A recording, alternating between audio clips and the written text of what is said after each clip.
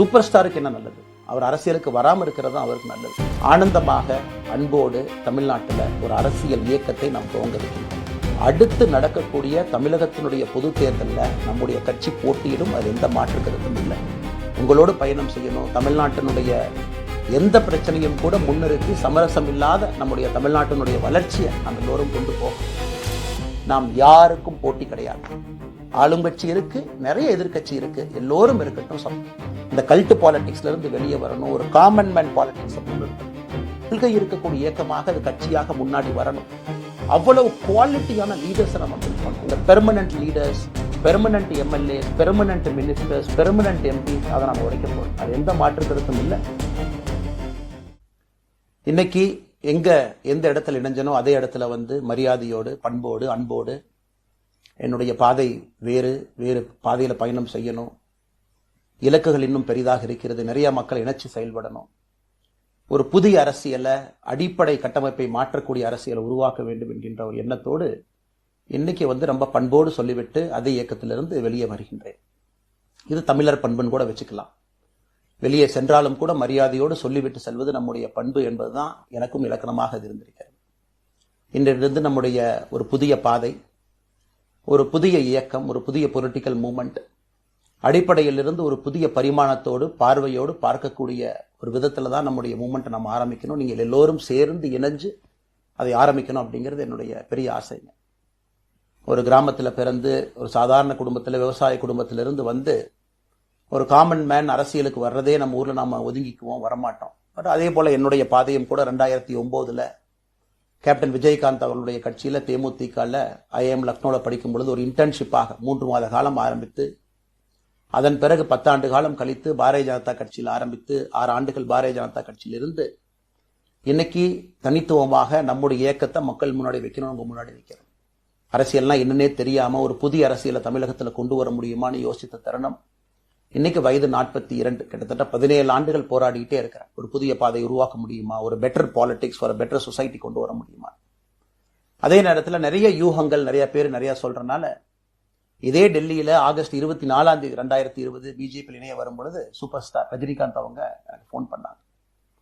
எனக்கும் அவருக்குமான நட்பு கிட்டத்தட்ட நான் பதவியிலிருந்து வந்த பிறகு ஒரு நட்பு. நிறைய அவர்கிட்ட பேசுவேன். அவருடைய அரசியல் பாதை எப்படி இருக்கணும் அப்படின்லாம் பேசியிருக்கேன்.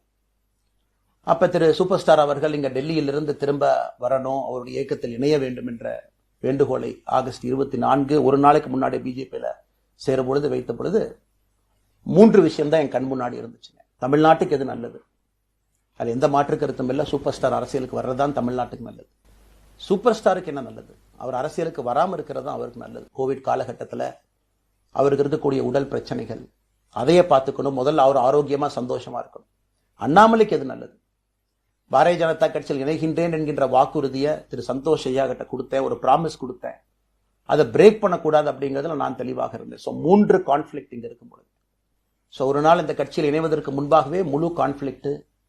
அன்னைக்கே ரஜினிகாந்த் ஐயா பேசி அந்த போன் காலுக்கு முதல் முறையாக மறுத்து, ஐயா மன்னிச்சுக்க, என்னால் வர முடியாது என்று சொல்லி பாரதிய ஜனதா கட்சியில் அடுத்த நாள் இணைத்துக் கொண்டேன். அதன் பிறகு சூப்பர் ஸ்டார் அவங்களை பார்த்து மன்னிப்பு கேட்டேன். அவரும் பெருந்தன்மையாக அவருடைய அரசியல் பாதையை அவரும் பெருந்தன்மையாக அடுத்து தீர்மானிச்சார். நிறைய பேர் என்கிட்ட கேட்பாங்க, குறிப்பா இந்த பகுதி இந்தியாவில் வரும்பொழுது, அண்ணாமலை நீங்க தமிழனா இந்தியனா அப்படின்னு கேட்பாங்க. இது எனக்கு ஒரு பெரிய கான்ஃபிளிக்டிங் கொடுக்கக்கூடிய ஒரு விஷயம். Are you Tamilian, are you an Indian? தமிழ்நாட்டில் என்னுடைய அப்பாவோ அம்மாவோ, என்னோட அம்மா தமிழ்நாட்டை தாண்டி வெளியே வந்ததே கிடையாதுங்க. தமிழ்நாட்டில் மட்டும்தான் இருந்திருக்கிறாங்க. என்னுடைய பாரம்பரியம் இல்லாம அப்பா ஒரு முறை தமிழ்நாட்டுக்கு வெளியே சின்ன வயசுல வந்துட்டு போயிருக்கிறாங்க. அங்கேயே ஆண்டு காலமாக இருந்து விவசாயம் செய்யக்கூடிய குடும்பம். எனக்கு முதல் வாய்ப்பு தமிழ்நாட்டை விட்டு வெளியே லக்னோவில் படிக்கிறதுக்கு, அதன் பிறகு டெல்லியில் இருப்பதற்கு, ஹைதராபாத்தில் 2 ஆண்டு காலம் ட்ரைனிங்ல இருப்பதற்கு, அதன் பிறகு கர்நாடகால 8-9 ஆண்டு காலம் IPS அதிகாரியாக பணி செய்வதற்கு. ஸோ இந்தியா முழுவதுமே கிட்டத்தட்ட அந்த 10-15 ஆண்டுகள் சுற்றிவிட்டேன். அப்படித்தான் இந்த இயக்கத்திலும் இருக்கணும். நாம் ஆரம்பிக்கக்கூடிய இந்த இயக்கத்துல உங்களோடு பயணம் செய்யணும். தமிழ்நாட்டினுடைய எந்த பிரச்சனையும் கூட முன்னிறுத்தி சமரசம் இல்லாத நம்முடைய தமிழ்நாட்டினுடைய வளர்ச்சியை நாம் எல்லோரும் கொண்டு போகணும். அதனால இன்னைக்கு திரு மோடி ஐயா அவர்கள் மீது மிகப்பெரிய ஒரு மரியாதை வைத்திருக்கக்கூடிய மனிதன், நாட்டினுடைய பிரதமர், அந்த நாட்டை பாதுகாத்துக் கொண்டிருக்கக்கூடிய மனிதன். ஆனா ஒரு லெவல் வரும் பொழுதுங்க, இந்த சின்ன சின்ன பிரச்சனைகள் அப்படியே சேர்ந்து வரும் பொழுது தொடர்ந்து நாமும் அவர்களுக்கு பிரச்சனையாக இருக்கக்கூடாது. ஒரு பிரச்சனையை எடுத்துட்டு போய் இங்க பாருங்க இந்த பிரச்சனை, இந்த பாருங்க இந்த பிரச்சனை, இந்த பாருங்க அந்த பிரச்சனை, ஒரு அளவுக்கு தாங்க நம்ம சொல்ல முடியும். அதனாலதான் பொறுமையாக பாரதிய ஜனதா கட்சியினுடைய முக்கிய தலைவர்களை பார்த்து மிக பொறுமையாக, இது இன்னைக்கு கான்வர்சேஷன் 3 நாளா நடக்கலைங்க. இதை கிட்டத்தட்ட நான் 1 ஆண்டு காலமாக பாரதிய ஜனதா கட்சியினுடைய தலைவர்கள்ட்ட சொல்றேன். 18 மாதங்களாக எனக்கு இருக்கக்கூடிய கருத்து வேறுபாடுகளை மிக பொறுமையாக, வெளியில கத்தி கூச்சல் போடாம மிக பொறுமையாக 18 மாதங்களாக எல்லா இடத்துலையும் சொல்லிக்கிட்டே வர்றேன்.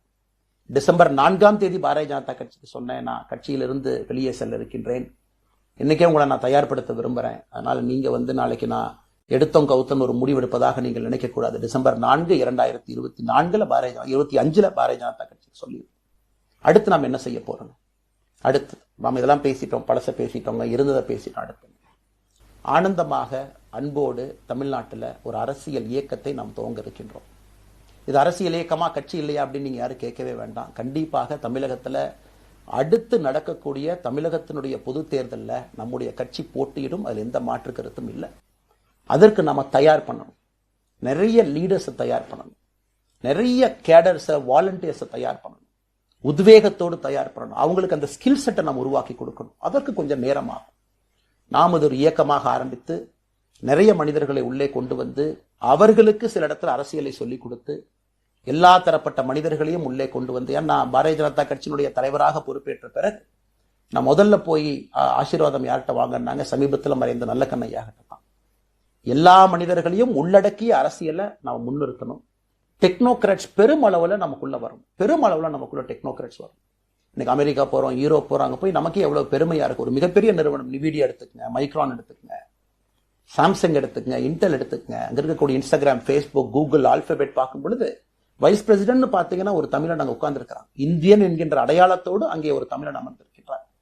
என்னுடைய கனவு உங்கள் பல பேர்த்த போல அவர்கள் எல்லாம் திரும்ப இங்கே வந்து அரசியல்ல ஏதோ ஒரு விதத்துல கான்ட்ரிபியூட் பண்றதுக்கு நம்முடைய இயக்கமும் நம்முடைய வருகின்ற காலத்துல நம்ம ஆரம்பிக்கக்கூடிய கட்சியும் அதற்கு உறுதுணையா இருக்கணும். அத்தனை டேலண்ட் ரிஃபைன் பண்ணி நம்ம கொண்டு வரும். தமிழ்நாட்டினுடைய வளர்ச்சிக்கு எல்லோரையும் நம்ம பயன்படுத்தணும். இதுல எங்கேயுமே கூட நான் பெரிது நீன் பெரிது என்று இருப்பதை விட ஒரு வளர்ந்த பாரதம், இந்தியா உலகத்துல மிக முக்கியமான இடத்துல அந்த பாரதம் வந்து அமரும் பொழுது முதன்மை மாநிலமாக தமிழகத்தை கொண்டு வந்து நிறுத்த வேண்டிய பொறுப்பு நமக்கு இருக்கு. அதற்கு நம்முடைய பொலிட்டிக்கல் கிராமர், பொலிட்டிக்கல் லாங்குவேஜ் எல்லாமே நம்ம மாத்தணும்.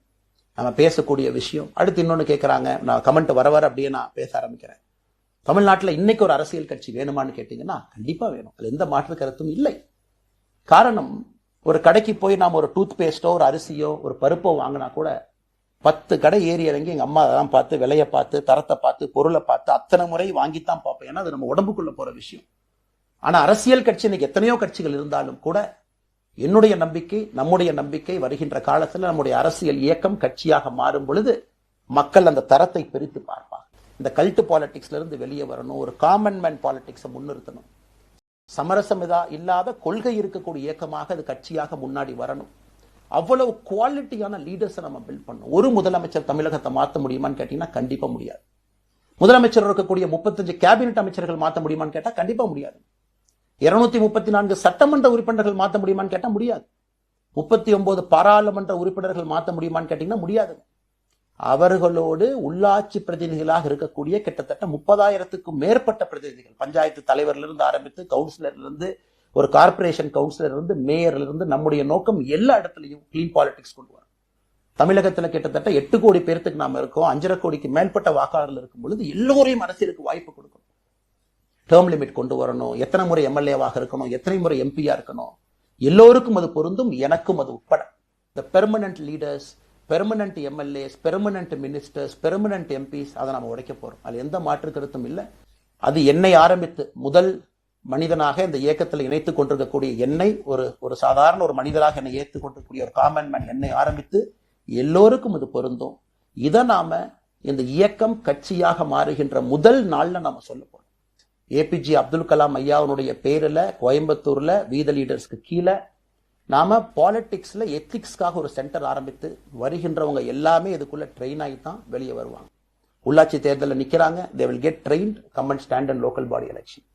எம்எல்ஏ எலெக்ஷன் நிக்கிறாங்க, they will get trained, they will come and stand in election. அவங்க எங்க நின்னாலும் கூட ஒரு ப்ராசஸ்ல நாம அவங்கள ட்ரெயின் பண்ணி, அவங்கள ஷேப் பண்ணி, ஒரு கம்யூனிட்டியினுடைய நீட்ஸ் அண்டர்ஸ்டாண்ட் பண்ணி அரசியல் செய்யக்கூடிய மனிதர்களாக நாம் அவங்கள கொண்டு வர போறோம். நாம் யாருக்கும் போட்டி கிடையாது.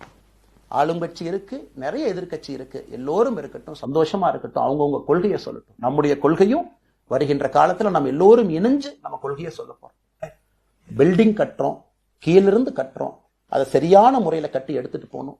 நம்புங்க, கூட இருங்க. 42 ஆண்டுகள் வளைவிஞ்சு நெலிஞ்சு சுத்தி இன்னைக்கு இந்த இடத்துல உங்க முன்னாடி வந்து உட்கார்றேன். நிச்சயமாக நம்ம எல்லோரும் சேர்ந்து ஒரு பெரிய புரட்சியை, மாற்றத்தை தமிழகத்திற்காக, ஒரு பாரத நாட்டுக்குள்ள, இந்திய நாட்டுக்குள்ள முதன்மை மாநிலமாக தமிழகத்தை கொண்டு வருவது மட்டும்தான் நம்முடைய குறிக்கோள். வேறு எதுவும் நம்முடைய குறிக்கோள் கிடையாது. அதற்காக நம்முடைய வாழ்வை அர்ப்பணிப்போம். காத்து கொண்டிருக்கக்கூடிய எல்லோருக்கும், கேட்டுக்கொண்டிருக்கக்கூடிய எல்லோருக்கும் உங்களுடைய பொறுமைக்கு நன்றி.